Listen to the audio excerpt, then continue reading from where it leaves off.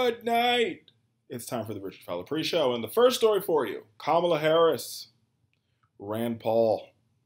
They get the bipartisanship award of the week. Yes, indeed, it is true. The two of them are teaming up to redo how we do bail and jail. Let me tell you the story. It's actually pretty cool, guys. So what Rand Paul and what Kamala Harris are trying to do is they issued a bill this past Thursday that would change or replace the bail system using a $10 million grant over a 3-year period. The Pretrial Integrity and Safety Act would incentivize states to implement individual pretrial assessment with risk-based decision-making and is supported by more than 30 criminal justice organizations, according to the news release about the bill.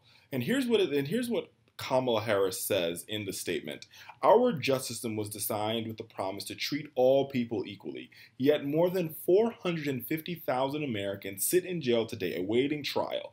Many of them can't afford money for bail in our country. Whether you are still in jail or you are woefully determined by whether you're wealthy or not, that's wrong. Criminal justice reform has been an area of commonly mentioned by politicians where bipartisan compromise is possible. And so they're working together to try to get this done. And it's about damn time. Let's just be real here.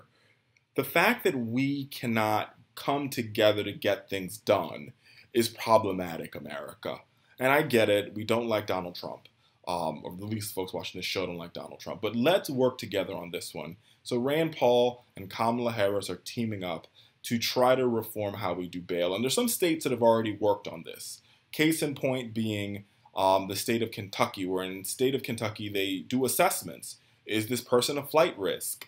Is this person, do they have a job? Do they have a house? Do they have a mortgage? Do they have kids? And these are incentives as to why they wouldn't skip bail. And so if this is why they won't skip bail, then this is a good reason why you shouldn't make their bail $20,000. Because a $20,000 bail for a single mother who works at Walmart means she has to come up with $2,000. And the question people are asking themselves is, where the hell is she going to get it from? So what ends up happening is the poorest of the poorest people, the most vulnerable in our country, are being forced to fork over more money, right? So if she gets caught for shoplifting eggs from a grocery store because she doesn't have eggs in her refrigerator, what makes you think she's going to be able to come up with $2,000 to pay the bail? America, the truth on this thing is our criminal justice system is broken. And we can't sit here and say that, we need to fix criminal justice reform without talking about the root cause of crime. And the root cause of crime is poverty, right? And the root cause of poverty is economic opportunity, right? So this is just a chip, right? So this Kamala Harris Rand Paul bill is just a slow chip, but it's moving us in the right direction. So bravo to Kamala Harris. Bravo to Senator Rand Paul. Hopefully other senators are courageous enough and bold enough to follow their plan and follow their suit to move and saying, hey, listen, we're going to follow them. We're going to co-sponsor this bill. We're going to push this bill through the Senate. Hopefully Republicans in the House will take this bill up.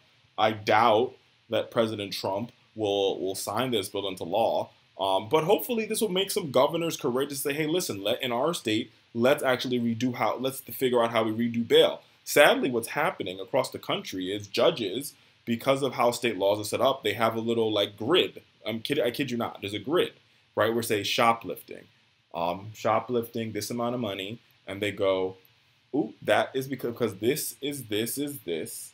You must pay $50,000 for bail. And the judge has no wiggle room.